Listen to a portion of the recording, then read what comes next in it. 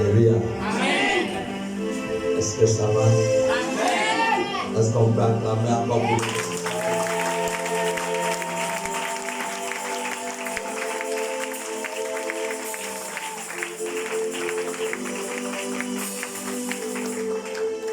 Salut celui qui est à côté de toi. Dieu, tu es, je vois la croix ce matin. Il est shalom.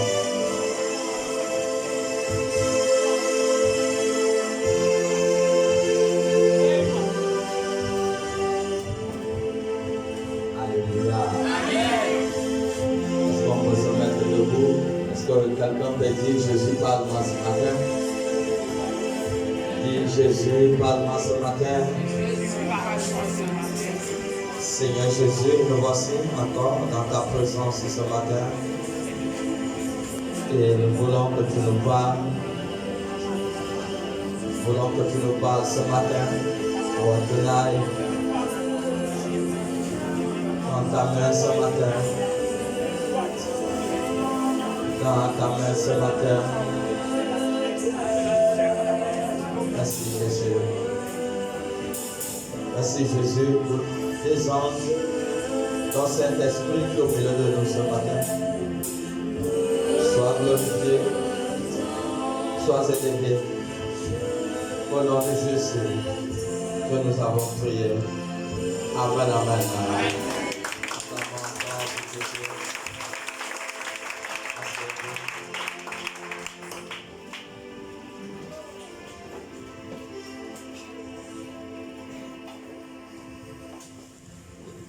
Est-ce qu'on peut occuper un peu les places qui sont devant là? Avancez, occuper les places qui sont devant.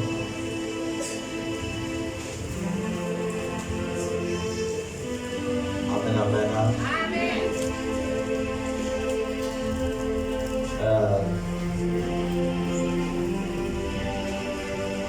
Nous avons pour thème ce matin le Saint-Esprit. Pas le Saint-Esprit, la bénédiction. Amen, amen. Le thème de ce matin, c'est la bénédiction. La bénédiction, c'est le thème de ce matin. Et nous allons entrer dans la parole de Dieu dans le livre de Matthieu. Matthieu chapitre 25. Matthieu chapitre 25. Le verset 31, à partir du verset 31 à 34. Oui, faisez-nous la lecture. Hein? Est-ce qu'on peut se mettre debout pour honorer la parole de Dieu? Matthieu, chapitre 5, à partir du verset 31 à 34, il est dit: lorsque le Fils de l'homme viendra dans sa gloire, avec tous les anges, il s'assiera sur le trône de sa gloire. Toutes les nations seront assemblées devant lui. Il séparera les uns d'avec les autres, comme le berger sépare les brebis d'avec les boucs. Et il mettra les brebis à sa droite et les boucs à sa gauche. Alors le roi dira à ceux qui seront à sa droite: venez, vous qui êtes bénis de mon Père, prenez possession du royaume qui vous a été préparé dès la fondation du monde. Ok, allons-y dans un deuxième passage biblique, Luc 17. Luc 17, le verset 20 à 21. Luc 17, Luc 20. 17. Il est dit dans Luc 17, verset 20 à 21. Les pharisiens demandèrent à Jésus: quand viendra le royaume de Dieu? Il leur répondit: le royaume de Dieu ne vient pas de manière à frapper les regards. On ne dira point il est ici ou il est là, car voici le royaume de Dieu est au milieu de vous. Amen. Assez bon.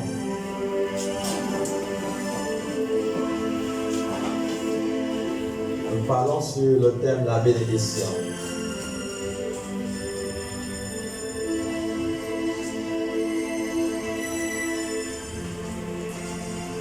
Jésus dit: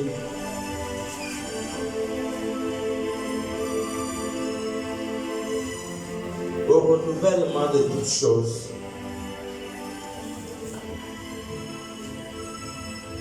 toutes les nations seront rassemblées devant lui.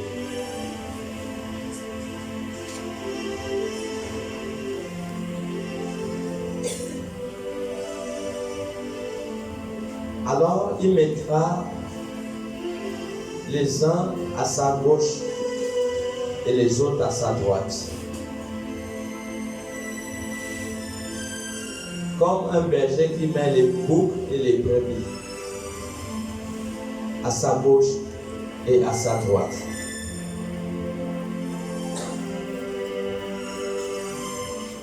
Jésus en fera de même. Il mettra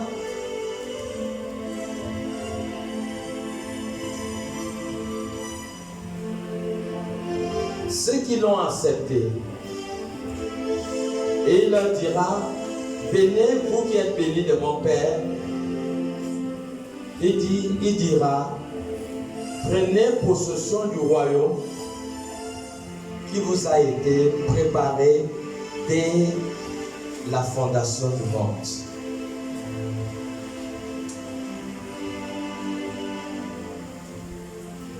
Dès la fondation du monde, Dieu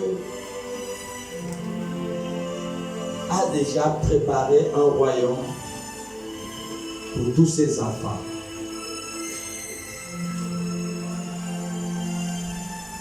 Ce ne sont que des hommes et des femmes bénites qui vont hériter le royaume de Dieu.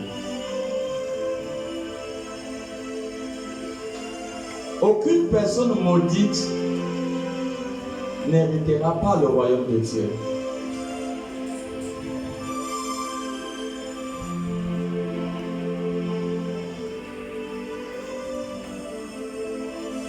La sélection ne se fera pas seulement le jour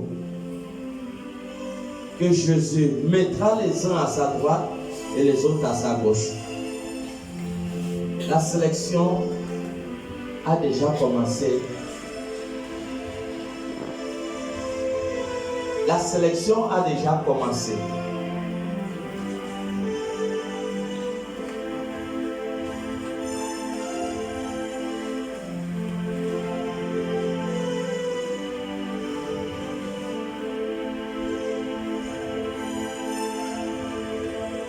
Un élève gagne ses examens, ce n'est pas sur la base de la proclamation,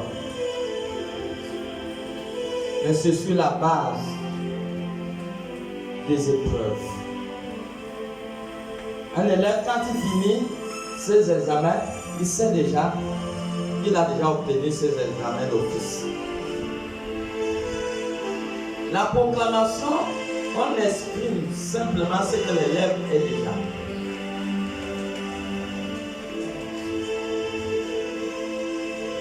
Si aujourd'hui, tu n'es pas béni, tu ne pourras pas l'être le jour que Jésus mettra les uns à sa gauche et les autres à sa droite.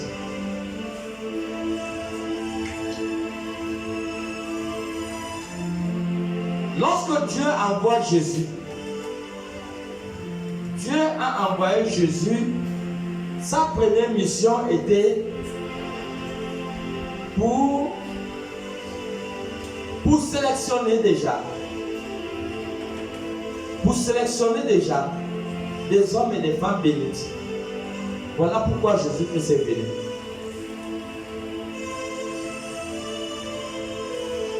Voilà pourquoi tout chrétien vrai doit chercher à être béni. Parce que si tu n'es pas béni, tu ne pourras pas aller au ciel.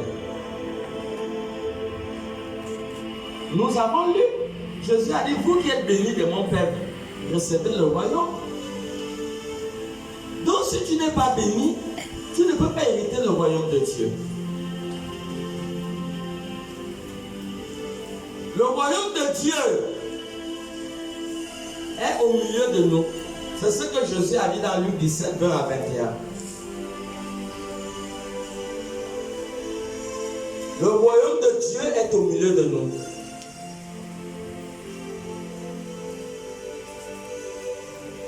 Matthieu 11, 12 dit que le royaume de Dieu est forcé. Ce sont des violents qui s'en apparent. C'est maintenant qu'il faut faire violence pour que tu sois béni de Dieu.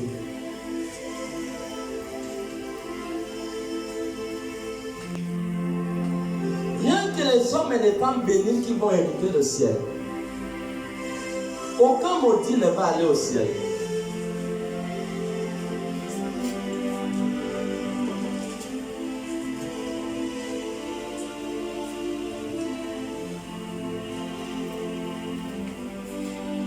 Tous ceux qui vont hériter le ciel sont des héritiers. Ils n'ont pas besoin de trop casser le corps pour être bénis.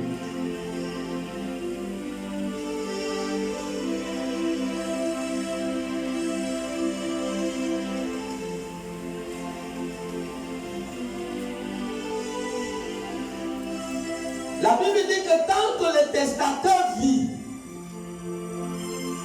le testament n'a pas de valeur. Mais lorsque le testateur qui a fait le testament meurt, alors le testament entre en valeur. Et le monde entier a constaté la mort de Jésus sur la croix. Donc le testament entre en valeur. Donc tu es héritier. Et tu es héritière de Dieu. Nous sommes des héritiers de Dieu.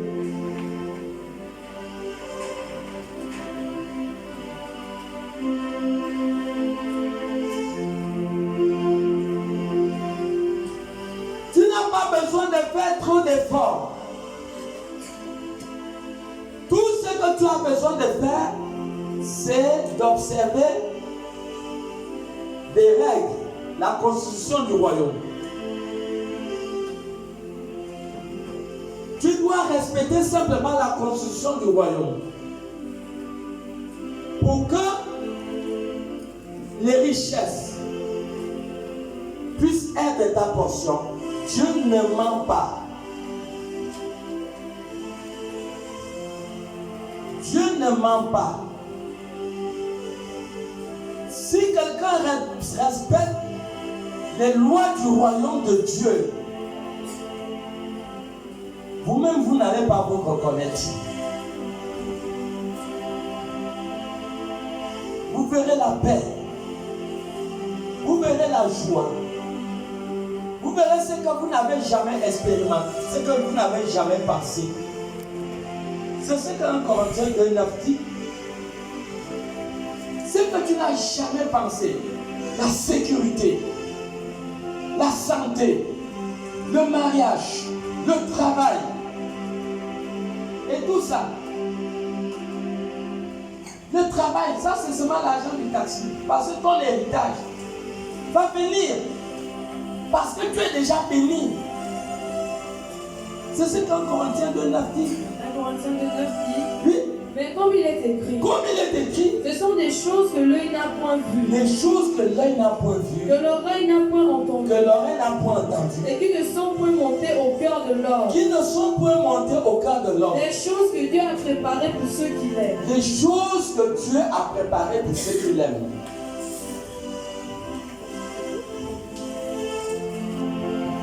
Quand les ambassadeurs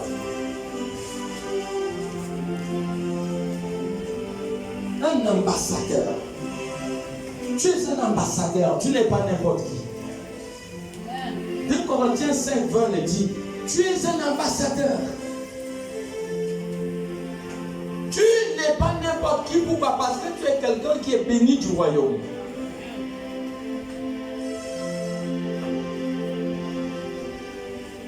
Dieu ne ment pas. Si les principes du royaume sont appliqués, vous verrez ce que les autres torturent pour avoir, vous le verrez de vos yeux. Tout ce que nous avons besoin de faire, c'est de chercher à être dans la réglementation, de chercher à obéir les principes de ce royaume.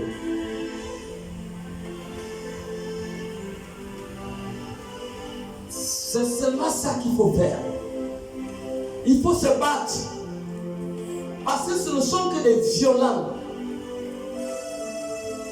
qui s'en emparent du royaume.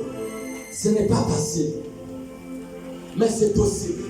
À être un fils et une fille de royaume. Un fils et une fille de royaume sont des enfants bénis de Dieu. Ils sont bénis de Dieu. Dieu le connaît.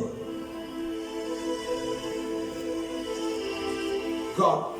Nous savons que Dieu ne ment pas. Vous pensez que Dieu va te laisser pauvre et dans le ciel, tu es reconnu que tu es son enfant?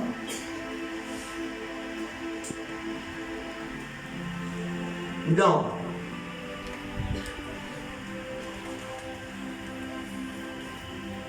Tous les citoyens du royaume vivent d'une manière surnaturelle.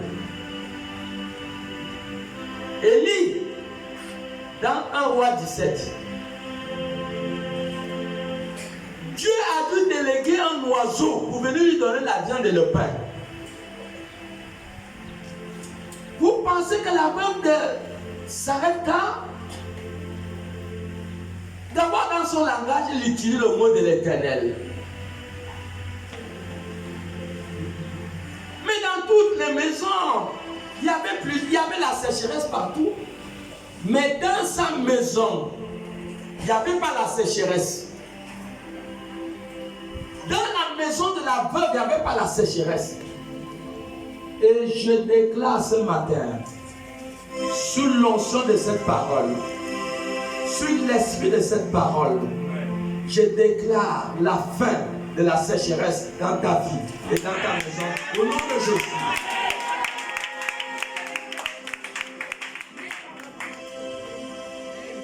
Waouh! La crainte de Dieu, l'obéissance au principe du royaume te distingue. Il te distingue de la multitude.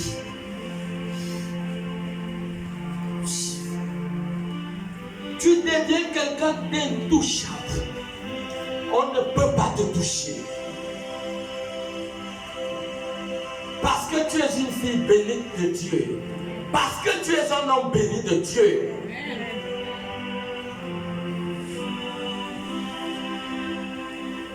Exode 22, 20 à 22 dit: je serai l'ennemi de tes ennemis.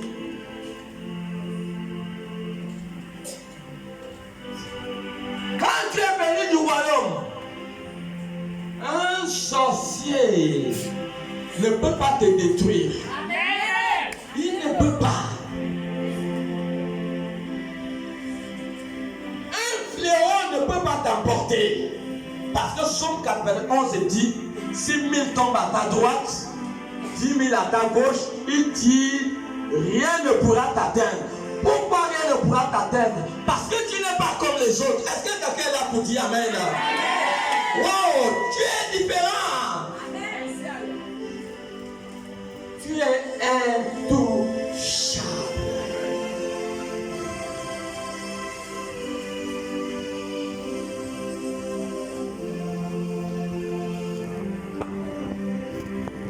Oh God. Tout pour toi est sous le contrôle de Dieu. Parce que tu es une fille bénie de Dieu. Parce que tu es un homme béni de Dieu. Tes enfants sont au contrôle de Dieu. Ta vocation est au contrôle de Dieu. Tes projets sont au contrôle de Dieu. Ta santé est au contrôle de Dieu. Tout est au contrôle de Dieu. Parce que 1 Pierre 3:12 dit: les yeux de l'Éternel sont sur les justes. Il veille sur eux nuit et jour. Parce que tu es quelqu'un de particulier.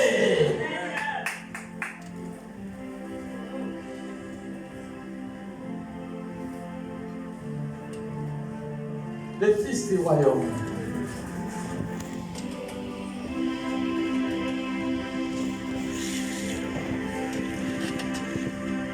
Tout ce que Dieu attend des fils du royaume, qu'ils grandissent. Voilà le seul travail. Il faut grandir. Il faut grandir. Ne restez pas au même niveau. Grandir, grandir, grandir, grandir. Quand un roi est mort, il a laissé les milliards en banque. Il a laissé un héritier qui a 5 ans. On ne peut pas donner un enfant de 5 ans des milliards. C'est impossible. Il faut que cet enfant grandisse. Il faut que cet enfant grandisse. Et que quelqu'un dans ce lieu. Waouh! Est-ce qu'il y a quelqu'un dans ce lieu pour dire amen? Il faut grandir, mon ami, mon frère et ma soeur. Tu peux te faire violence. Si Dieu a eu à bénir les autres hommes, il faut que je me fasse violence pour grandir. Parce que Galates 4:1 dit, tant que l'héritier est enfant, il est comme un esclave. Et c'est ça. Non.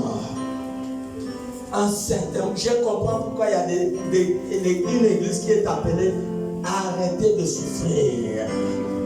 C'est vrai. À un certain moment, il faut arrêter de souffrir. Dans le royaume, les hommes et les femmes bénis ne connaissent pas la souffrance. Parce que 1 Pierre 5:7 s'accomplit dans leur vie. 1 Pierre 5:7 s'accomplit dans leur vie. 1 Pierre 5, verset 7, les dit. Oui. Et déchargez-vous sur lui. Déchargeons-nous sur lui de tous vos soucis. de tous nos soucis. Car c'est lui-même. C'est lui-même. Prend soin de vous. C'est lui-même. Car lui-même prend soin de vous. Car lui-même Prend soin de vous. prend soin de nous. Dieu prend soin de nous. Dieu prend soin de toi. Amen. Est-ce que quelqu'un a un Dieu dans ce lieu? Amen. Est-ce que quelqu'un traverse un défi? C'est notre Père qui est dans le ciel. À un certain moment, j'ai vu les enfants aussi se révolter contre le Père. Dis, Père, voilà telle situation que je traverse. Et j'ai besoin que tu me résous cela. Et à un certain moment, lorsque tu es face à un défi, tu t'enfermes et tu sais que tu as un Père qui est dans le ciel. Un Père qui exauce la prière. Tu t'enfermes simplement et tu commences à l'évoquer. Le Dieu qui exauce dans le ciel va t'exaucer. Il va t'exaucer. Parce que tu es son fils. Parce que tu es sa fille.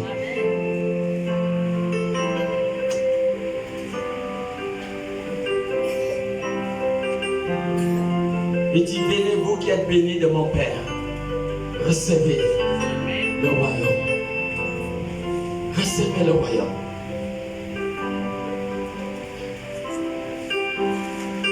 Vous ne pouvez pas être béni.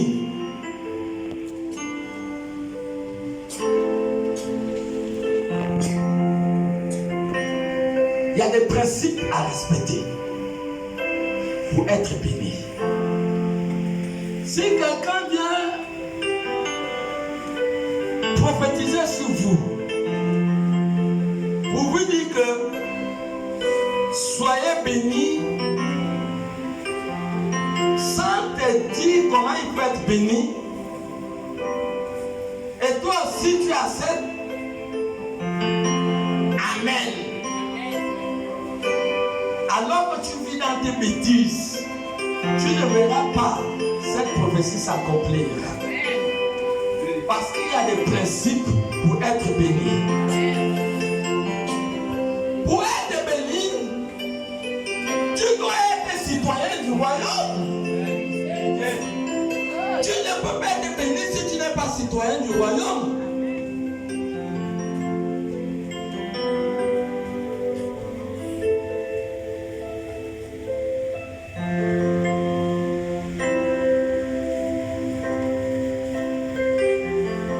Regardons Pierre. Wow. disciple de Jésus, bien charnel, il voit que Jésus est dans les difficultés. Il fait sortir la matière, il coupe quelqu'un l'oreille. Ça, c'est quel genre de disciple ça? Amen. Est-ce que tu es là? Ça veut dire qu'il y avait encore quoi? Le charnel.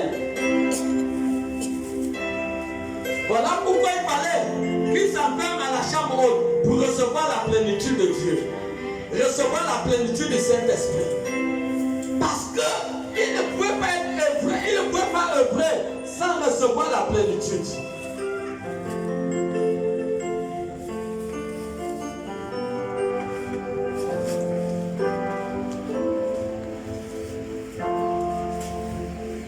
Jean chapitre 3.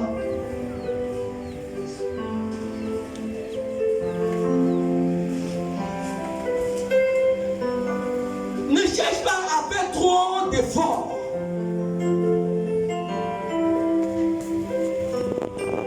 Cherche.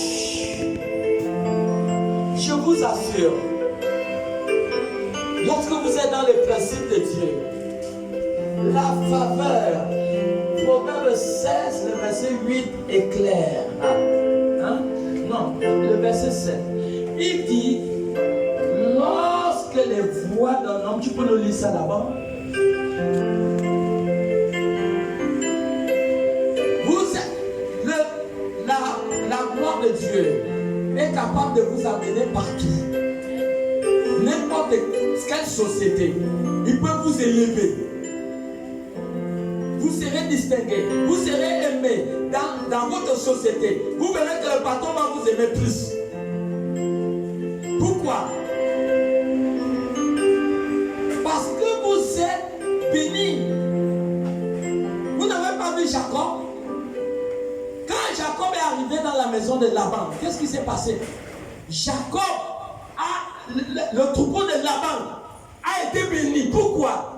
Parce que Jacob était béni. Même Laban dit, je reconnais que je suis béni à cause de toi. Quand un homme béni arrive dans une maison, les gens qui étaient au chômage commencent à trouver le travail. Les gens qui étaient stériles commencent à enfanter. Les enfants qui ne partaient pas à l'école commencent à bien étudier dans la maison. Les affaires qui ne marchaient pas, les affaires commencent à marcher. Pourquoi? Parce qu'il y a quelqu'un qui est béni dans la maison. Quand Jacob est arrivé dans la maison de Laban, les choses ont commencé à croître. Quand Joseph est arrivé dans la maison de Potiphar, les choses ont commencé à marcher. Pourquoi? Parce que c'était des hommes bénis. Ne fais pas trop d'efforts. Tu dois te battre pour grandir. Point barre. Tu dois faire l'effort pour grandir. Grandir. Il y a quelque chose qui est au-delà de ton corps. C'est ça le véritable obstacle. C'est ça qui t'empêche d'obtenir la grâce. C'est ça qui t'empêche d'obtenir la richesse. Il y a quelque chose de négatif. Et c'est ça que nous voulons parler ce matin. Voilà pourquoi, après ce message, tu es autorisé à être un homme et une femme bénite. Waouh!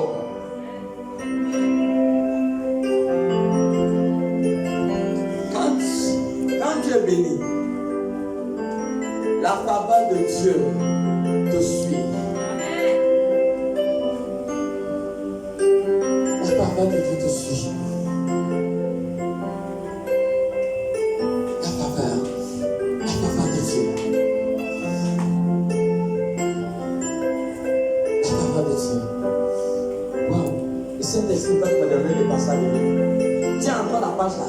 Allons-y encore dans Deutéronome 6. À partir du verset 10. Waouh! C'est béni de Dieu. Deutéronome 6, à partir du verset 10. Oui.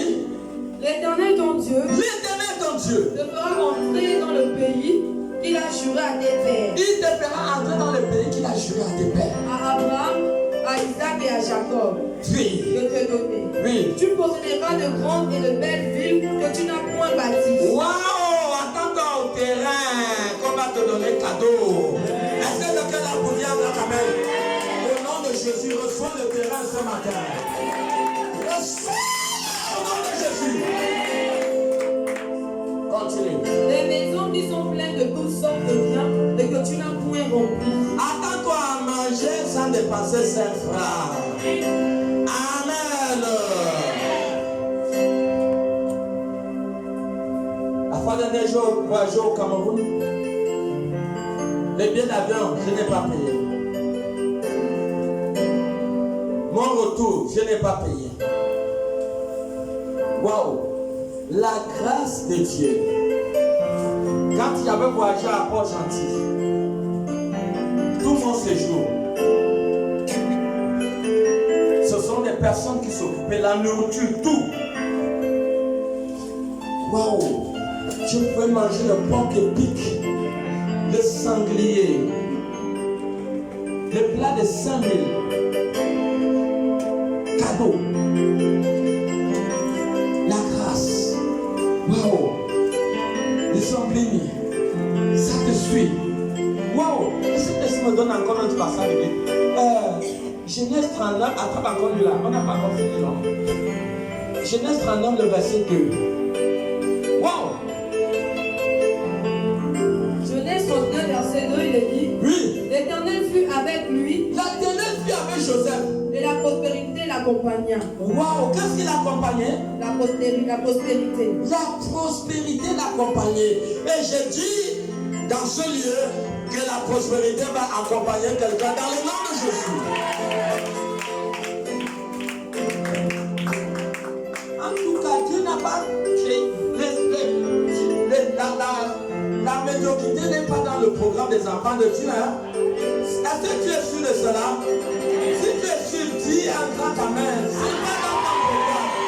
Même si tu ne le crois pas, je le prophétise que la médiocrité n'est pas dans le programme de ta vie. Au nom de Jésus. Au nom de Jésus. Au nom de Jésus. Au nom de Jésus.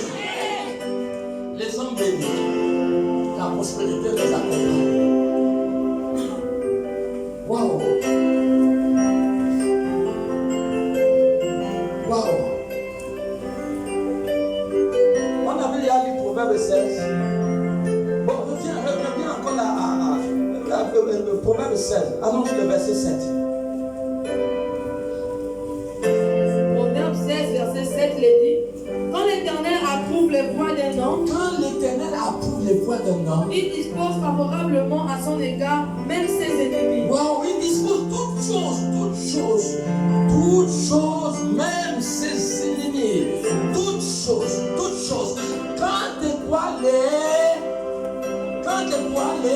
Quand l'Éternel approuve les voies d'un homme, il fait quoi? il dispose favorablement. Quand l'Éternel fait quoi?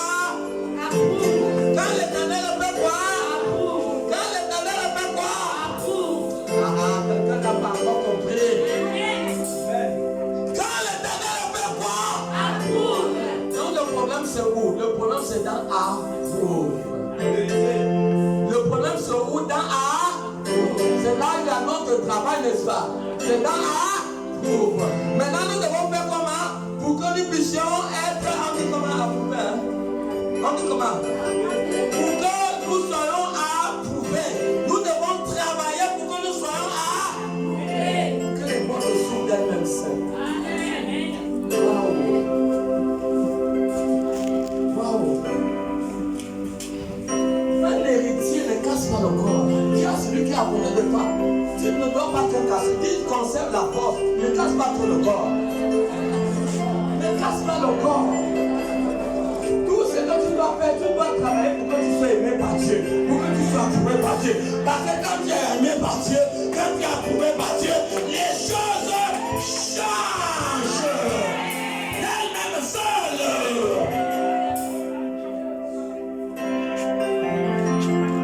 Le Dieu Tout-Puissant te conduit sur la table des grands. Il te conduit sur la table des grands. Seul. Philippiens 3, 13 dit que celui qui fait le vouloir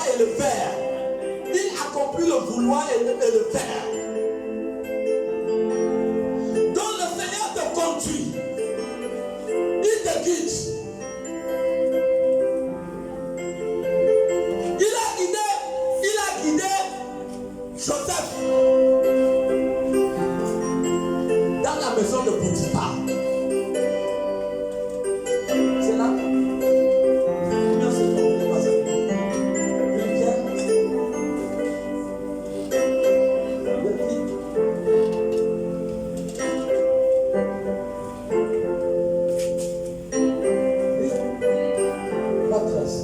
Philippiens 3:13, il est dit, frère, je ne pense pas l'avoir saisi. C'est pas ça. Regarde un peu Philippiens 2:13. Philippiens 2:13, il est dit, car c'est Dieu qui produit en vous le vouloir et le faire. C'est lui qui produit en nous le vouloir et le faire. Selon son bon plaisir. C'est lui qui a permis que Joseph soit vendu et commence à être favorisé dans la maison de Potiphar. Oh God, les voies de Dieu sont insondables. Dieu avait dit à Abraham dans Genèse 12 que je te bénirai. Waouh! Regarde un peu le chapitre 13, le verset 2.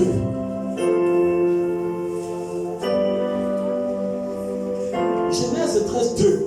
Et au chapitre 12, il a dit, je te bénirai. Regarde que Dieu est tout puissant. Il accomplit sa parole. Abraham est venu dans sa maison, il était pauvre. Et Dieu l'a béni. La même manière que Dieu t'a béni ce matin à travers ce message. Au nom de Jésus. Il t'a béni ce matin. Lui, Genèse 13, 2. Il est dit, Oui. Abraham était très riche. Oh, Abraham était très riche. En tout En argent et en or. et en or. Il dirigea ses marches du midi jusqu'à Bethel. Regardez. Les voies de Dieu, c'est un son insondable. Bravo, je vous assure, quand vous observez les règles du royaume, vous sentez le bonheur au-dedans de votre vie. Vous verrez des choses inexplicables, mais vous saurez que c'est Dieu qui est en train d'accomplir ces choses. Qu'il est bon et agréable de marcher avec Dieu. Il est bon et agréable de marcher avec Dieu.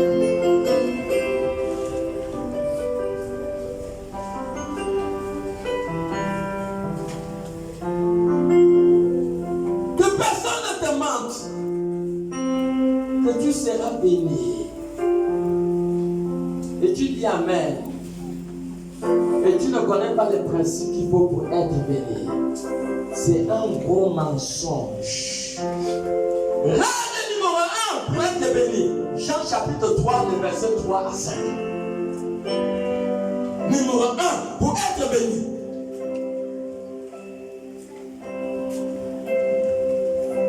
Jean chapitre 3, verset 3 à 5, il est dit, Jésus lui répondit, Jésus répondit à Nicodème. en vérité, En vérité, je te le dis, je te le dis. si un homme naît de nouveau, Si un homme est né de nouveau, il ne peut voir le royaume de Dieu. il ne peut pas voir le royaume de Dieu. Nicodème lui dit, Oui, comment un homme peut-il naître quand il est déjà vieux? voilà. Arrête-toi d'abord là. Il dit en vérité, je vous le dis, si un homme, si une femme est née de nouveau, il ne peut pas être béni. Il ne peut pas être béni de Dieu. Si un homme est né de nouveau, waouh, tu as raté l'héritage. Tu rates l'héritage. Tu rates beaucoup de choses si tu n'es pas né de nouveau. Regardez ça. Est-ce que vous savez que Abraham n'était pas circoncis. Donc, Abraham n'était pas circoncis.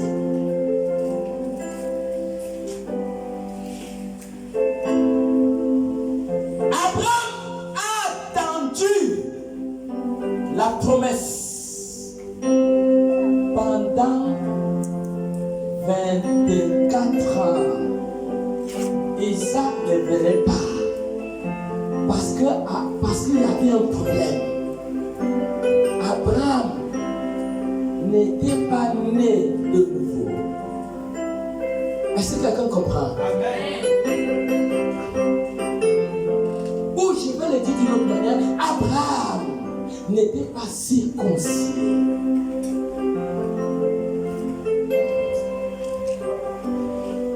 Genèse 17, le verset 24.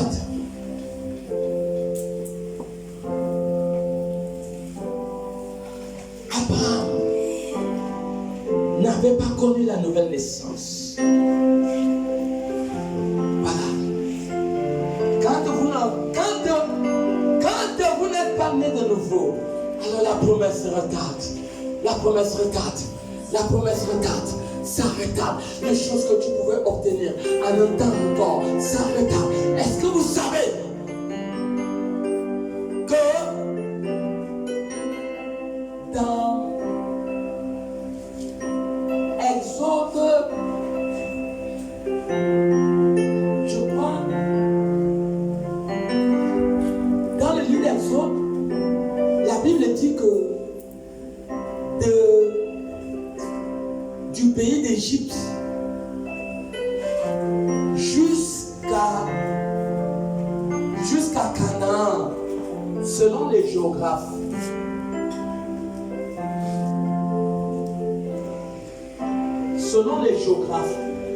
répétez-moi un peu Exode 13, 17. De l'Égypte à Canaan, selon les géographes, c'était 11 jours de marche. 11 jours de marche.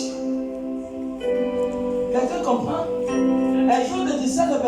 Exode 13, verset 17. Exode 13, Oui. verset 17, il est dit, lorsque Pharaon laissa aller le peuple, Dieu ne le conduisit point dans le chemin du pays des Philistins.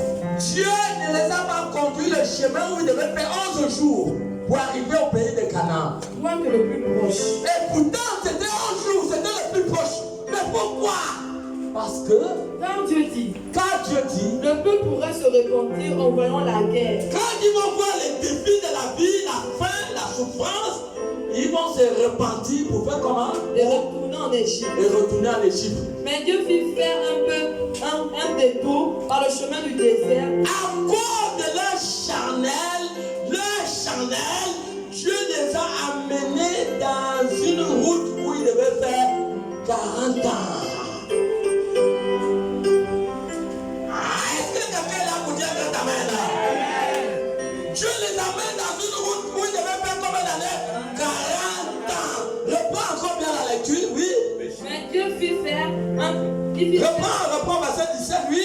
Lorsque Pharaon laissa aller le peuple, Quand le pharaon a laissé aller le peuple, Dieu ne le conduisit point par le chemin du pays des Philistins. Dieu ne le conduisit point par le chemin des Philistins. Point que le plus proche. Quoique le plus proche. Quand Dieu dit, Car Dieu dit, le peuple pourrait se le repentir peuple pourra se repentir en voyant la guerre en voyant la et guerre retournant en Égypte. et retourner en Égypte. Mais Dieu fit faire un détour par Wow. le chemin du désert. On les a amenés à une route de 40 ans.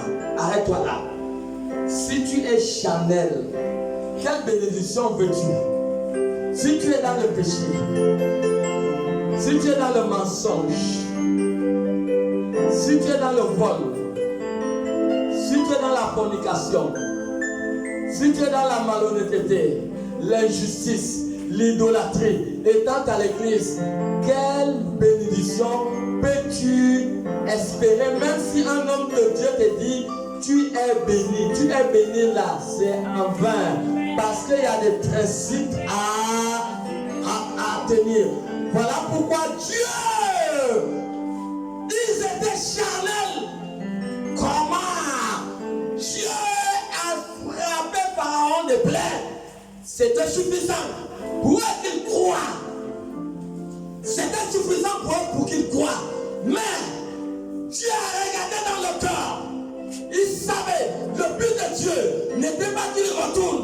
Beaucoup de gens aujourd'hui ont commencé la marche marche avec Dieu, mais qui sont retournés dans le monde à cause d'une souffrance, à cause d'une difficulté, à cause d'une déception.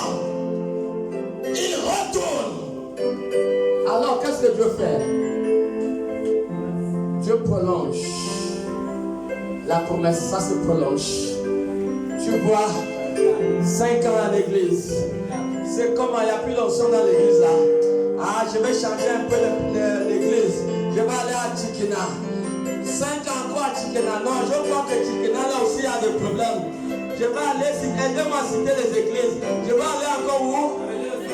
Ah, où ça?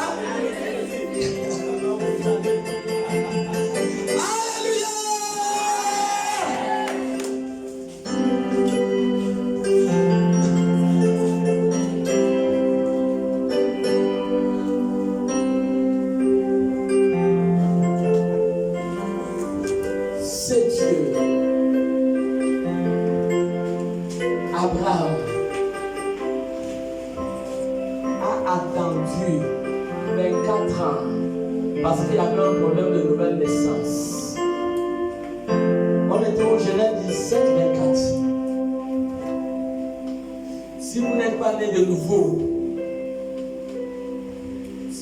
cela est considéré comme une perte de temps à l'église. Déjà, vous n'êtes pas béni. Si vous n'êtes pas né de nouveau, vous n'êtes pas béni.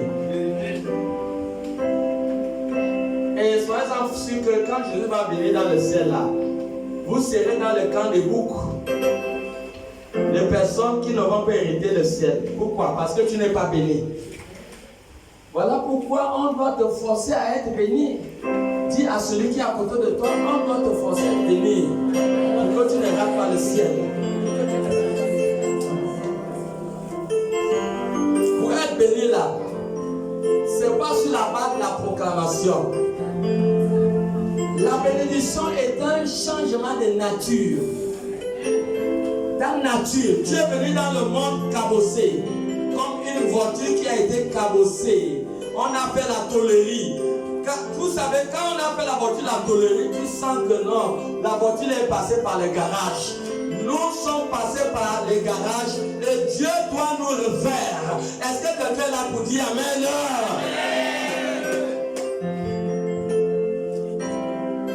Genèse 17, 24. Il est dit, Abraham était âgé de 99 ans lorsqu'il fut circoncis. Waouh! Amen. Est-ce que quelqu'un comprend? Il avait quel âge? 99 ans. 82 combien? 19. 99 ans là. Ça fait 24 ans qu'il attend Isaac. Mais regardez, du temps de sa circoncision, avec l'arrivée d'Isaac, vous allez voir combien de temps ça fait. Bon, nous avons déjà 24 ans d'attente. Il s'est circoncis, il a compris quelque chose. Genèse 21, le verset 5. Vous allez voir. Genèse 21, le verset 5, il dit. Genèse 21, verset 5, il dit. Oui. Abraham était âgé de 100 ans à la naissance d'Isaac, son fils. Wow! Est-ce qu'on va acclamer pour le Seigneur? Relis encore, parce qu'il y a certains qui n'ont pas compris. Abraham était âgé de 100 ans à la naissance d'Isaac, son fils. Il s'est sorti. Isaac a fait combien d'années pour venir?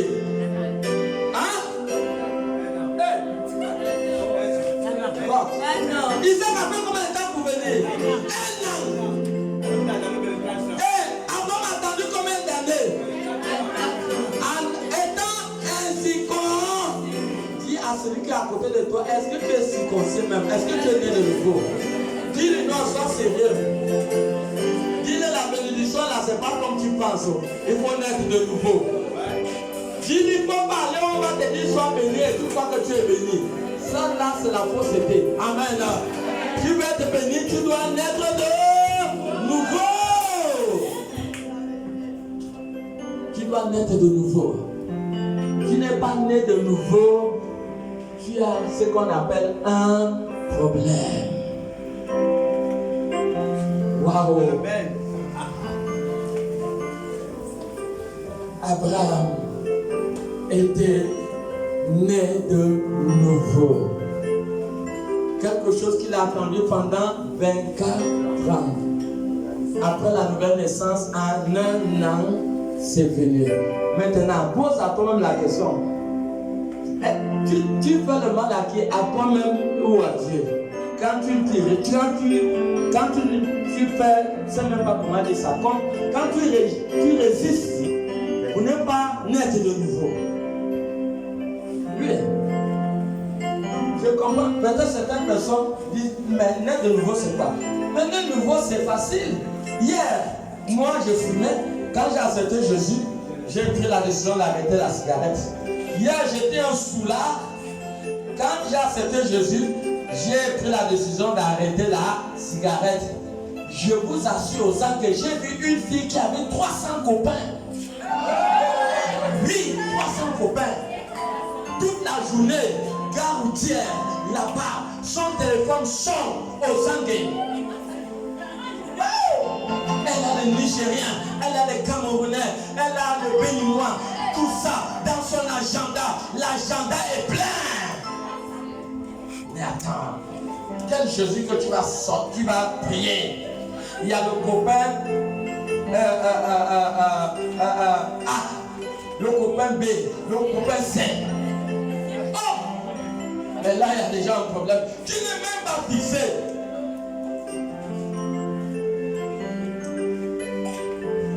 Hier, j'étais ça. Maintenant, quand j'accepte Jésus, je prends la décision d'arrêter. Hier, je volais la nourriture dans la marmite quand maman partait se laver. Je prends la décision d'arrêter de voler la viande dans la marmite. Hier, je volais maman l'argent quand je ne partais pas à l'église. Je pars maintenant à l'église, je dois arrêter de voler maman l'argent dans le porte-monnaie.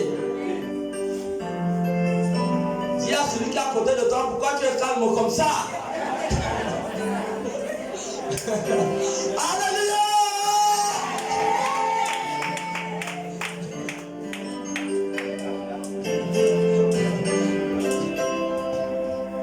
Si un homme a reçu le Saint-Esprit, il peut l'arrêter.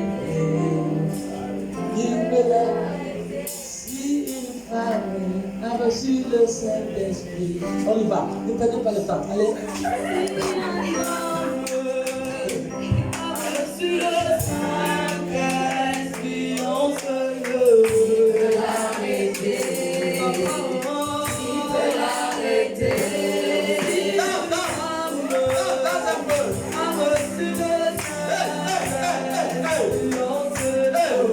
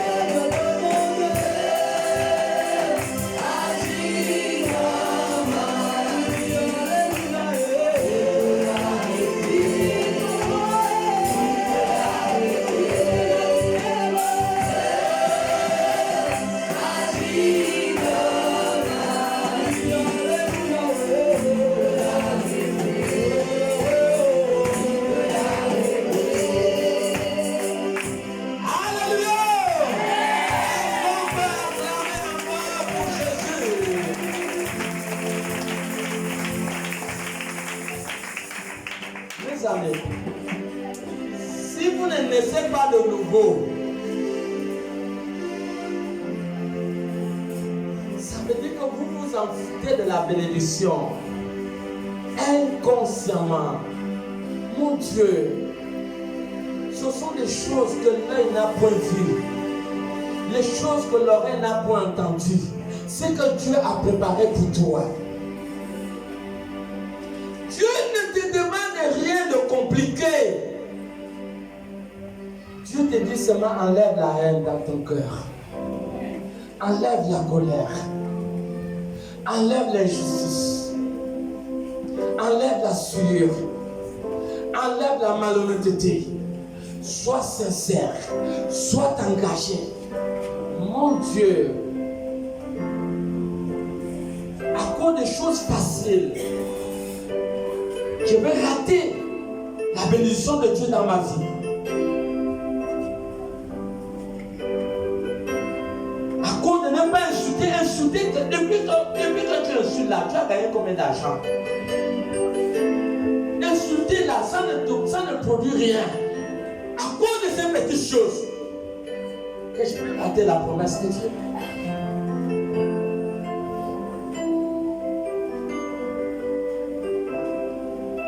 Pourquoi se faire mal?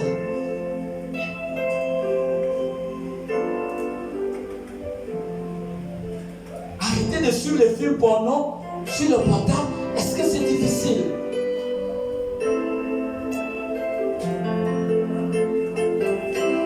Ce n'est pas difficile.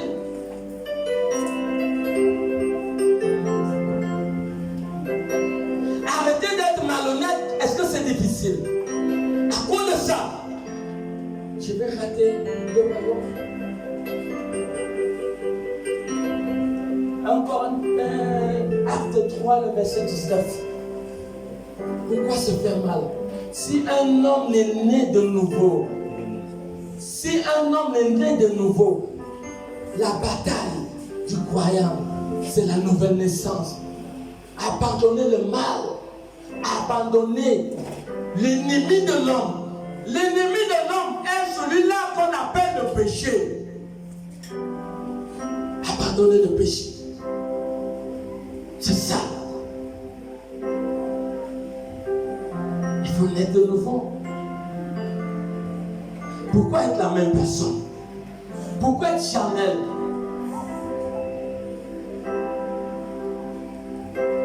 Non, il y a des gens qui sont nés de nouveau.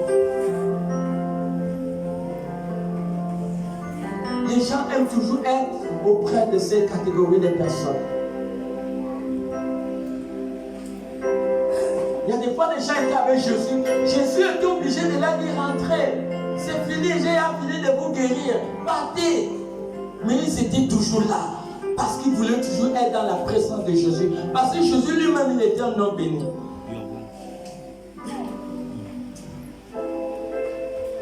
Pourquoi s'endurcir? Pourquoi prolonger la promesse de Dieu dans notre vie? Est-ce que changer de comportement, à cause de ça, nous allons rater le programme de Dieu dans notre vie? Changer de comportement. Oui, il était super nerveux, super nerveuse. Waouh, mais tu as accepté Christ. Mais quand tu t'énerves, personne ne peut te calmer. Ton sœur nerveuse.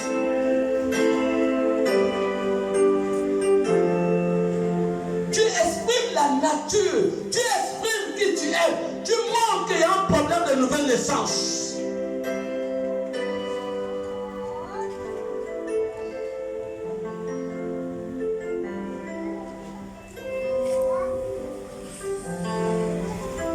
Pourquoi se faire aussi un grand mal? Pourquoi rater le royaume de Dieu? Parce qu'on ne veut pas changer.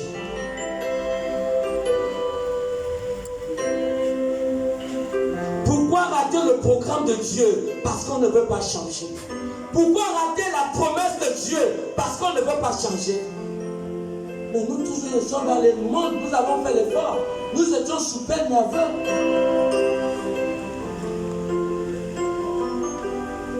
Nous étions des faussaires. Mais aujourd'hui, quand quelqu'un fouille sa poche, il laisse tomber 5 000 francs. Tu dis, oh monsieur, s'il vous plaît monsieur, vous avez fait tomber vos 1000 francs. Mais Mais quand on était païen, ce n'était pas ça. Quand tu m'as derrière quelqu'un, tu vois, il fout sa poche, 1000 francs tomber, tu dis à Dieu merci. Quand tu arrives, tu fais comme ça, tu fais semblant comme si tu grattais le pied, tu prends 1000 francs, tu mets dans la poche.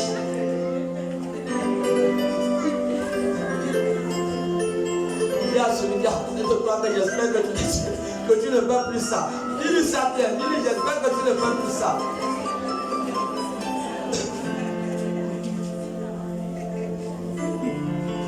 On ramasse le portable de quelqu'un, tu es chrétien. Peut-être c'est une pauvre maman qui vend son manioc, elle n'a rien. Tout ce qu'elle a, c'est son portable. Maintenant, en descendant du taxi, elle n'a pas fait attention, son portable est resté. Toi, tu montes chrétien, tu montes dans le taxi. Tu vois le gros portable, ça ne t'appartient pas. Même le portable te dit, je ne t'appartiens pas. Tu dis c'est faux, moi je te prends. Et tu enlèves la puce. Wow, chrétienne, tu enlèves la puce.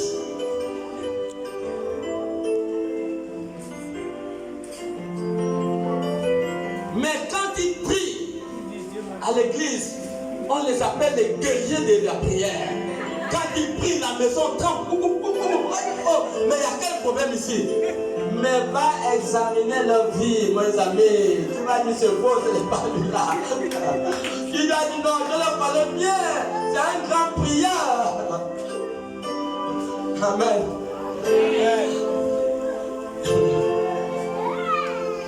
Et c'est ça. Tu rates le programme de Dieu. Tu rates la grâce de Dieu. Tu rates le salut de ton âme. Tu perds à travers ton mauvais comportement. Tu rates le ciel à travers ton mauvais comportement. Tu rates la bénédiction de Dieu. Tu rates l'héritage de Dieu. Tu bafoues tout le programme de Dieu dans ta vie. Seul ton mauvais comportement bafoue tout le programme de Dieu dans ta vie. Voilà pourquoi Acte 3, 19 nous dit, il dit, oui, répentez-vous donc. Il dit, répentez-vous donc. Et convertissez-vous. Convertissez-vous. Pour que vos péchés soient effacés. Pour que vos péchés soient effacés. Est-ce que quelqu'un comprend? Amen. Répandons-nous et convertissons-nous pour que nos péchés soient effacés.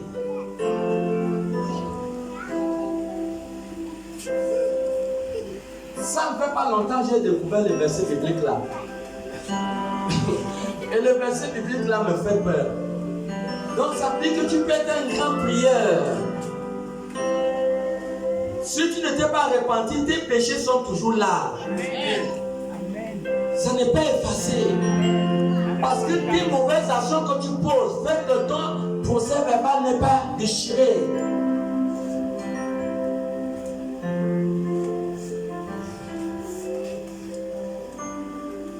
La bénédiction n'est pas quelque chose qu'on poursuit. Il faut écrire ça dans ton cahier de notes. Ce n'est pas quelque chose qu'on poursuit. On ne poursuit pas la bénédiction.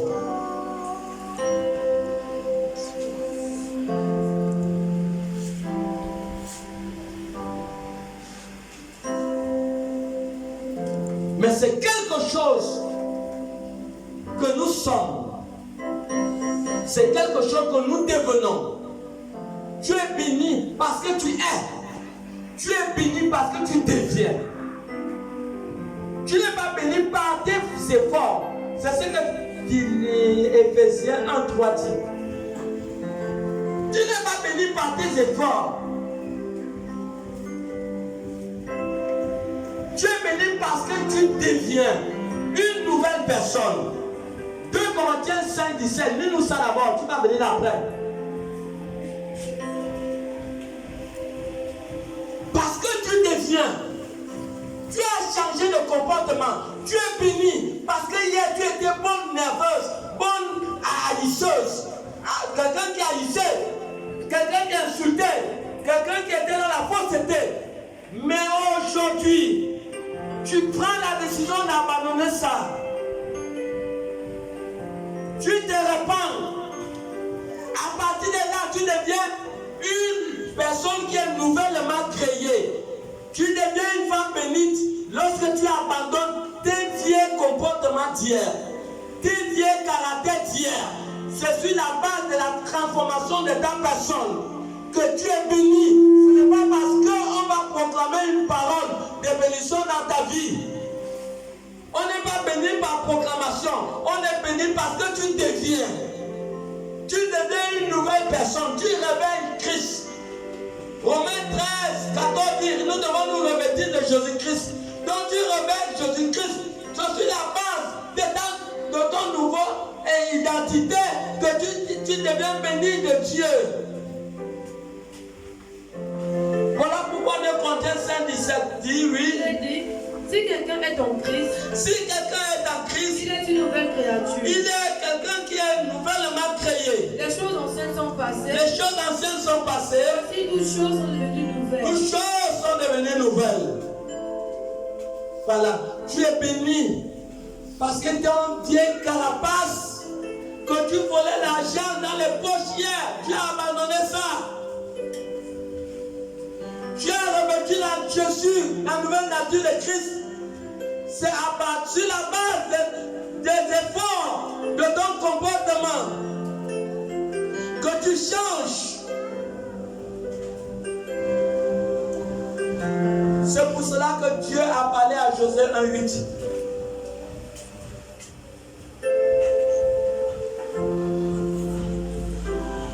C'est le changement, la transformation. Josué 1:8. Josué 1:8, il est dit que ce livre de la loi, ne s'éloigne point de ta bouche. Ne doit pas s'éloigner de ta bouche. Médite-le jour et nuit. Pourquoi tu dois lire la Bible? Tu dois lire la Bible pour que ton mauvais caractère change, pour que ton mauvais comportement change, pour que tu sois un homme, pour que tu sois une femme bénie de Dieu. Voilà pourquoi il faut lire la Bible. On est béni pas par proclamation, on est béni parce que tu le deviens. Tu deviens une nouvelle personne. Tu n'es plus celui que hier tu étais dans le monde. Quand tu escroquais les hommes l'argent, non, tu n'es plus ça. Tu es une nouvelle personne.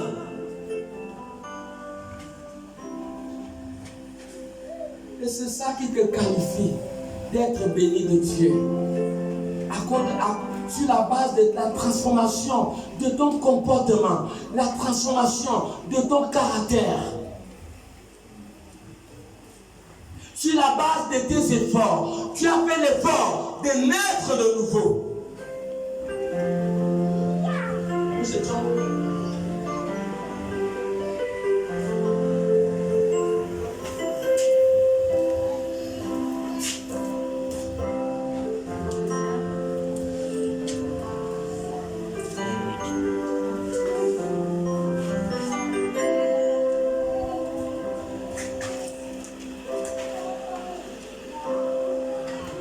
Si tu n'es pas né de nouveau, tu rates la bénédiction de Dieu.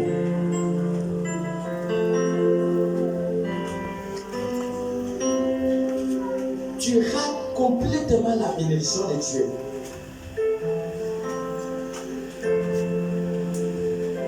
Voilà pourquoi nous devons faire des efforts. N'acceptez pas la souffrance. Non, on ne doit pas accepter la souffrance. Il y a ce qu'on appelle un enfant de Dieu travaille les épreuves. L'épreuve, quand tu appelles l'épreuve des examens à l'école, tu ne vas pas habiter à l'école. C'est juste un temps. C'est ce qu'un enfant de Dieu connaît, l'épreuve pour un temps, pour t'amener dans un autre niveau.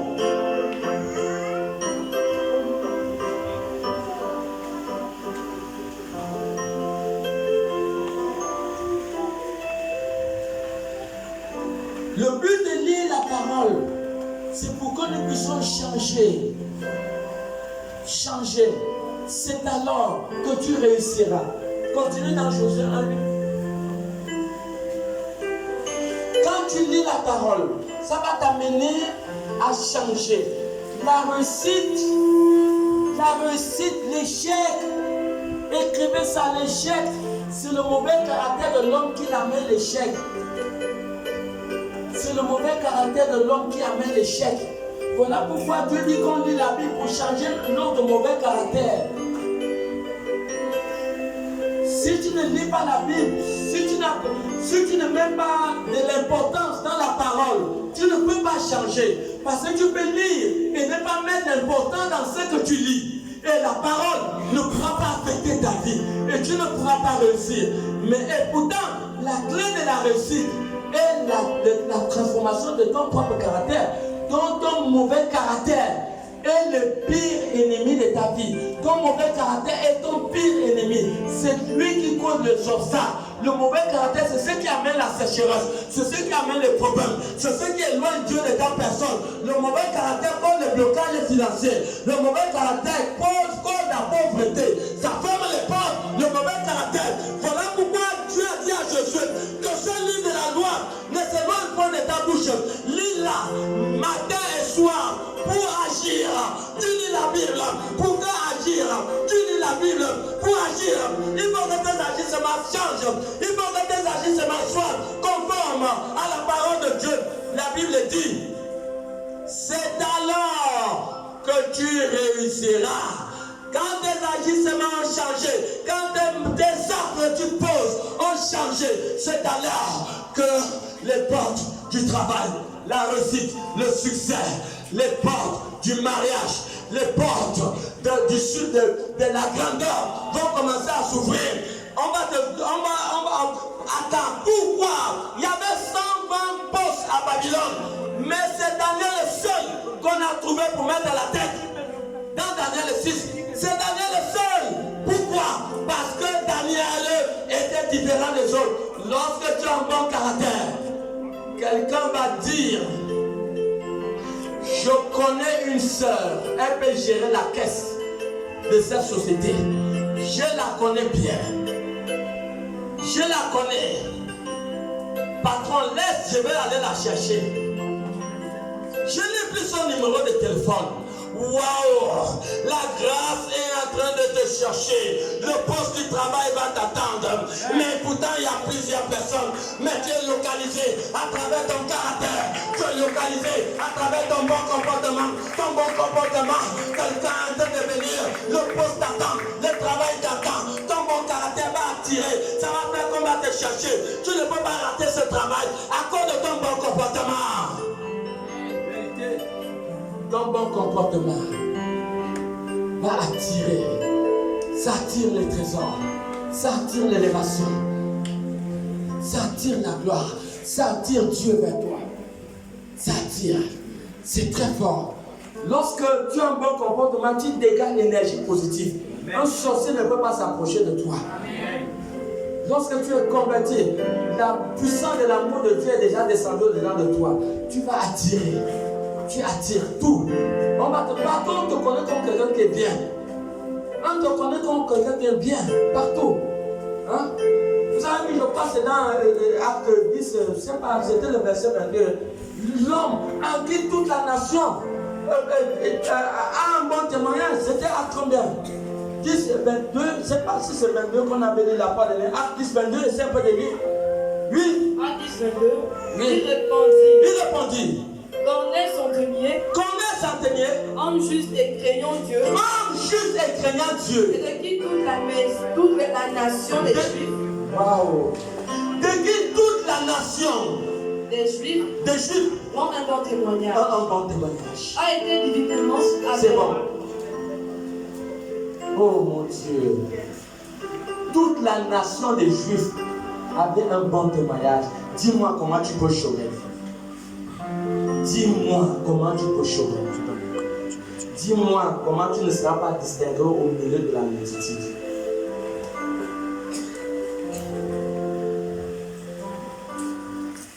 C'est ça le problème. Ce qui attire le malheur, la malédiction, c'est le mauvais caractère. Quand tu as un mauvais caractère, même le mari va te chasser. Tu vas avoir des problèmes dans le foyer à cause du mauvais caractère. Ça détruit. Le mauvais caractère détruit.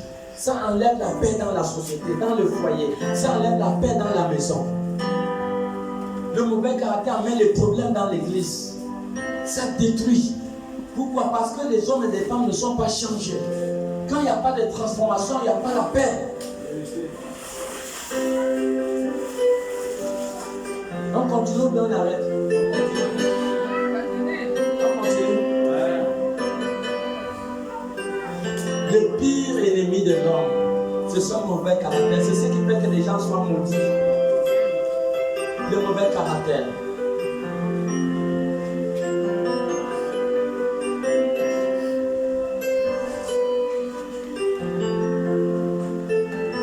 Voilà pourquoi, pour être béni de Dieu, vous devez développer les vertus du royaume dans votre corps. La première vertu.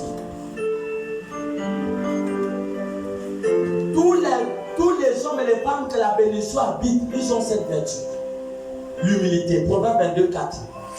Ils ont l'humilité. L'humilité. Tous les hommes et les femmes bénis de Dieu doivent développer les vertus du ciel. L'humilité. Quand vous avez l'humilité, vous avez la crainte de Dieu. Vous devez développer l'humilité. Vous devez développer la crainte de Dieu. Être simple, être rien, ne pas te faire voir. Les femmes humbles sont des femmes de distinction. Ce sont des femmes qui ont des grandes influences. Des hommes qui ont des grandes influences. Moïse était le plus humble. Quand Myriam et Aaron se sont mis à lui critiquer, mais est-ce qu'il disait faux? C'est que Myriam et Aaron disaient était vrai, mais pourquoi Dieu a pris la part de Moïse? À cause de sa nature, à cause de sa personne. Exode 12 dit que Moïse était le plus humble de toute la terre. Vous lisez ça dans la version Pensée courante. Vous allez voir, Exode 12, il dit Moïse était le plus humble. L'humilité est un trésor. C'est un trésor du royaume. La crainte de Dieu est un trésor du royaume. Ces vertus, si vous n'avez pas ça, vous ne pouvez pas être béni. Nous sommes en train de communiquer les principes pour être béni. Si vous n'êtes pas humble, vous n'avez pas la crainte de Dieu. Waouh! La crainte de Dieu, c'est le respect à la constitution divine. La crainte de Dieu, c'est l'obéissance à la parole de Dieu. Valoriser la parole dans toute sa. Déjà, Jacques 2,10 dit que si on obéit à une parole et on désobéit si on obéit à toute la parole et on désobéit à une parole, nous devenons coupables de tous.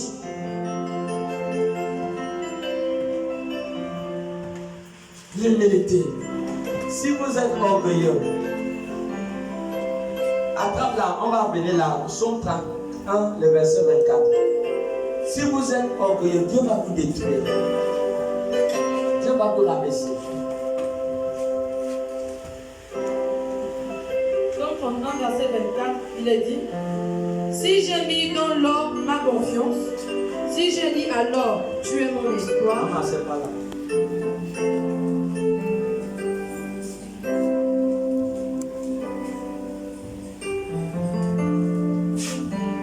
Psaume 31, le verset 24. Il est dit: Oui. aimez l'Éternel. Aimez l'Éternel. Vous qui avez de la piété. Vous qui avez la piété. L'Éternel garde les fidèles. Il garde les fidèles. Et il punit sévèrement les orgueilleux. Il punit sévèrement les orgueilleux. Est-ce que quelqu'un comprend? Reprends encore la lecture. Aimez l'Éternel. Aimez l'Éternel. Vous qui avez de la piété. Vous qui avez de la piété. L'Éternel garde les fidèles. L'Éternel garde les fidèles. Et il punit sévèrement les orgueilleux. Il punit sévèrement les orgueilleux. Vous voyez, si vous êtes orgueilleux, Dieu va vous détruire. Ce n'est pas un homme. Dieu va spécialement s'occuper de vous. Et vous ratez les richesses. L'orgueil était banni du programme de Dieu. Ça t'est banni de la bénédiction. Ça t'est banni du ciel parce qu'aucun orgueil ne va hériter le paradis. Voici ce que l'humilité, voici ce que la crainte de Dieu produit dans la vie. Voici ce que tu peux rater. Voici ce que tu peux rater quand tu n'es pas humble. Quand tu ne crains pas Dieu, voici ce que tu rates. Proverbe 22, le verset 4 dit, oui. Proverbe 22, verset 4, il est dit, le fruit de l'humilité, Le fruit de l'humilité, de la crainte de l'Éternel, c'est la richesse. C'est la richesse, la gloire et la vie. Et la vie. Est-ce que quelqu'un comprend? Voilà le fruit de l'humilité. Reprends encore. Le fruit de l'humilité. Le fruit de l'humilité. La crainte de l'Éternel. C'est la crainte de l'Éternel. C'est la richesse. C'est la richesse. La gloire et la vie. Et la vie. Vous voyez? Si vous êtes orgueilleux, vous ne pouvez pas bénir les orgueilleux. Personne n'aime quelqu'un qui est orgueilleux. Tu te fais du mal. Si tu es orgueilleux, tu désobéis au commandement de Dieu.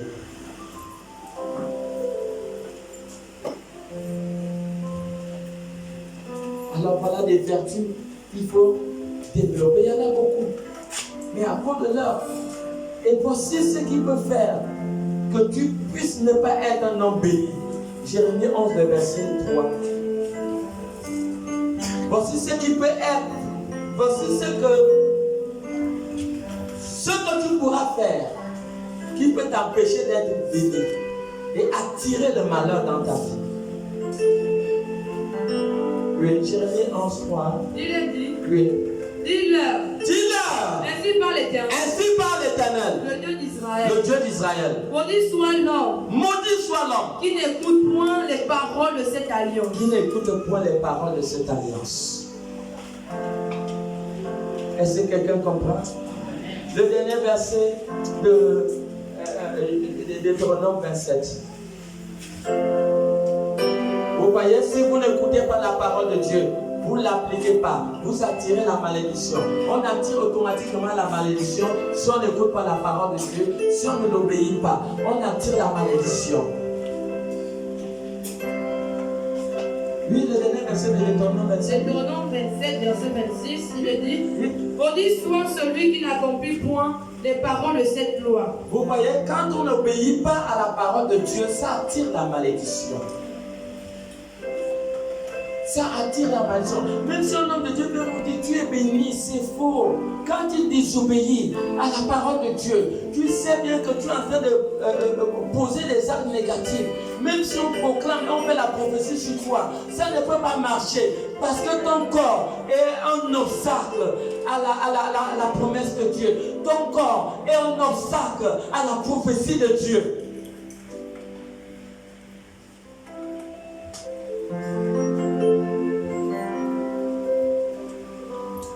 Vous voyez? Voilà pourquoi vous voyez que les gens sont à l'église des années et des années. Leur vie est pareille. Il n'y a pas de témoignage. Pourquoi? Parce que si tu vérifies bien, il y a quelque chose qu'ils font qui cause obstacle à la bénédiction de Dieu dans la vie. Ils posent certains actes négatifs qui ne sont pas bien devant Dieu. Il y a certains qui n'obéissent pas à la parole de Dieu. Et ça les éloigne de la bénédiction de Dieu. On peut prier, on peut imposer les mains. La vie de la personne ne peut pas changer. Pourquoi? Parce que c'est lui-même l'obstacle. Ce n'est pas la prière l'obstacle. Ce n'est pas l'église l'obstacle. Ce n'est pas l'homme de Dieu le problème. Le problème, c'est la personne elle-même. Elle ne change pas de comportement. La personne aussi n'obéit pas à la parole de Dieu. Donc ça devient un obstacle. Au lieu que la personne soit bénéficiaire de la bénédiction de Dieu, la personne est maintenant poursuivie par la malédiction. Pourquoi se faire mal? Les commandements de Dieu ne sont pas difficiles.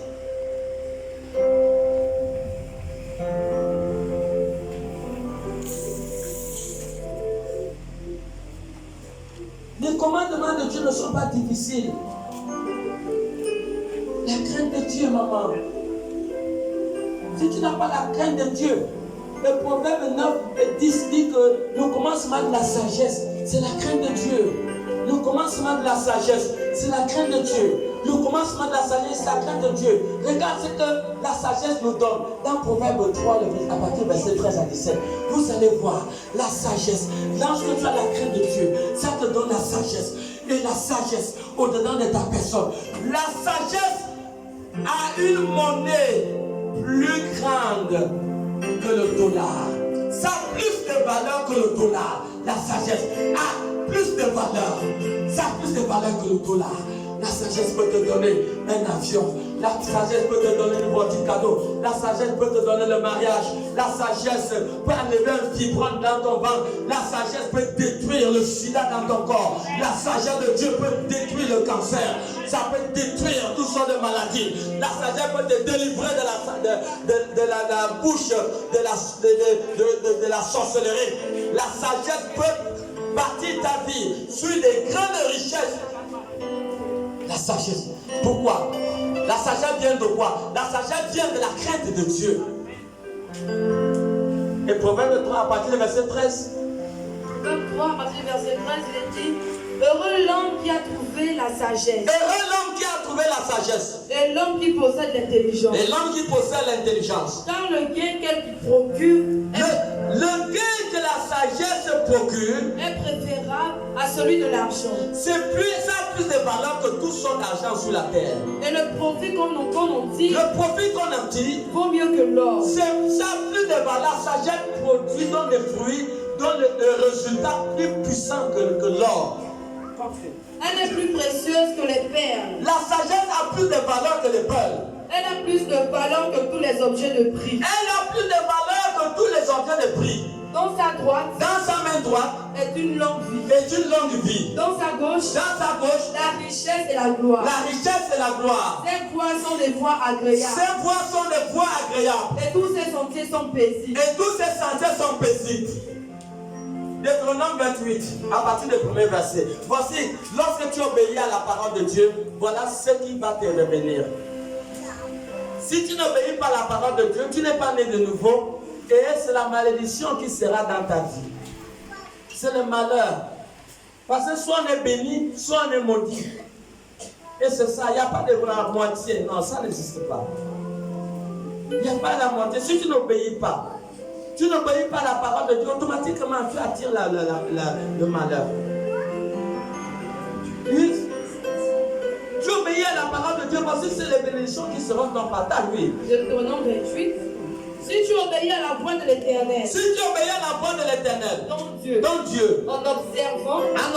Et en mettant en pratique tous ces commandements. Que je te prescris aujourd'hui. L'Éternel. Donc Dieu. Donnera la supériorité. Il va te donner, quand tu vas au village, tu es le chef. Partout où tu pars, on te donne la supériorité.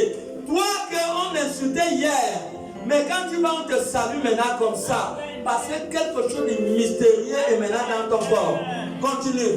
Il donnera la supériorité sur toutes les nations. Il va te donner la supériorité partout. Tu seras chef de classe. Parce que même le maître va voir ton intelligence.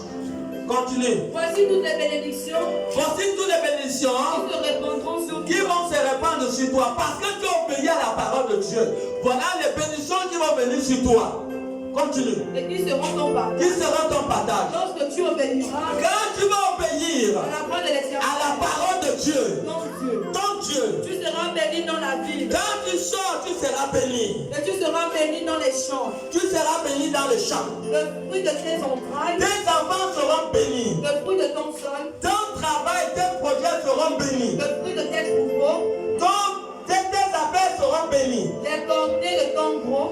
Tes affaires seront bénies. Et de ton menu bétail. Tes affaires seront bénies. Toutes ces choses seront bénies. Ton corbeille. Ton porte-monnaie, ça sera un porte-monnaie que le monde appelle porte-monnaie magique. Parce que ton porte-monnaie ne va jamais manquer de l'argent. Et je le déclare prophétiquement aujourd'hui, qu'à partir d'aujourd'hui, au nom de Jésus, que ton porte-monnaie ne manque plus de l'argent. Si c'est toi, dis un grand amen. Continue. Ta corbeille et ta hutte, ils seront bénis. Tout sera béni. À ton arrivée, tu seras béni. et tu seras béni. Tu seras béni. à ton départ. L'Éternel te donnera la victoire L'Éternel va te donner la victoire sur les sorciers de ta famille, sur tes ennemis. sur tes ennemis. Ils se lèveront contre toi. Parce que tu obéis à la parole de Dieu. Quand tous tes ennemis se lèveront contre toi, Ils sortiront contre toi le Dieu Tout-Puissant va les casser la tête. par un seul chemin. Ils vont être dispersés. Et ils s'enfuiront devant toi Ils vont s'enfuir. par sept chemins. À cause de l'obéissance de la parole de Dieu. Continue. L'Éternel ordonnera, Oui. il ordonnera la bénédiction L'Éternel va ordonner à la bénédiction. Je vous ai dit dès le départ que ne la poursuis pas. Tout ce que tu dois faire, changer ton mauvais comportement et revêtir le nouveau comportement. Aimer tes ennemis, aimer les gens qui te font du mal, aimer tout le monde, enlever la haine, enlever l'avarice, enlever les critiques, enlever toutes ces choses. Tu changes de comportement et Dieu va ordonner à la bénédiction d'être ton partage. Continue. L'Éternel ordonnera la bénédiction Il va ordonner à la bénédiction d'être avec toi d'être avec toi dans tes greniers dans ton travail, et dans toutes tes entreprises. dans toutes tes entreprises. Il te bénira Il te bénira. dans le pays que l'Éternel, Partout où tu iras, Dieu va te bénir. ton Dieu, Ton Dieu te donne. Continue. tu seras pour l'Éternel Tu seras pour l'Éternel un peuple saint, un peuple saint. comme il te l'a juré. Il ne faut pas souiller ton corps parce que ton corps est la maison de Dieu. Donc tu dois être saint. Continue. Lorsque tu observeras les commandements Quand tu vas observer le commandement de Dieu, et que tu marcheras devant ses voies, que tu marcheras devant ses voies, tous les peuples verront que tu as appelé du nom de l'Éternel. tous les Cananéens, ces gens-là, ils avaient peur du peuple d'Israël parce qu'ils ont su que Dieu était avec eux. C'est la même chose avec toi. Tes ennemis, ces sorciers-là, qui te dérangeaient quand tu étais dans le monde, ils vont voir, ils ne vont plus t'atteindre, ils vont avoir peur de toi. Est-ce que c'est bien toi? Si c'est toi qui amène, Et ils te craindront. ils vont te craindre. L'Éternel te comblera de bien Il va te combler de biens en multipliant le fruit de tes en enfants, multipliant le fruit de ton ventre, le fruit de tes troupeaux tes affaires, et le fruit de ton sol. le fruit de ton sol. Dans le pays que l'Éternel a juré à tes pères de te donner. Dans tes jours de gloire, Dieu te bénira. L'Éternel t'ouvrira son bon trésor, Il va t'ouvrir son trésor, le ciel, pour envoyer à ton pays la pluie en son temps. Il va envoyer la pluie, il va envoyer la bénédiction dans tes affaires. Et pour bénir tout le travail de tes Il mains. va bénir tout le travail de tes mains. Tu prêteras beaucoup de nations. Tu ne vas plus dire à Marco, est-ce que tu peux me trouver 1000 francs là, je vais payer le riz. Que quelqu'un dise ça là, ce n'est plus mon partage. Il y a celui qui est à côté de toi, pourquoi tu ne dis pas ça? Je suis que tu ne vas pas demander ton voisin le crime. Dis-moi la vérité.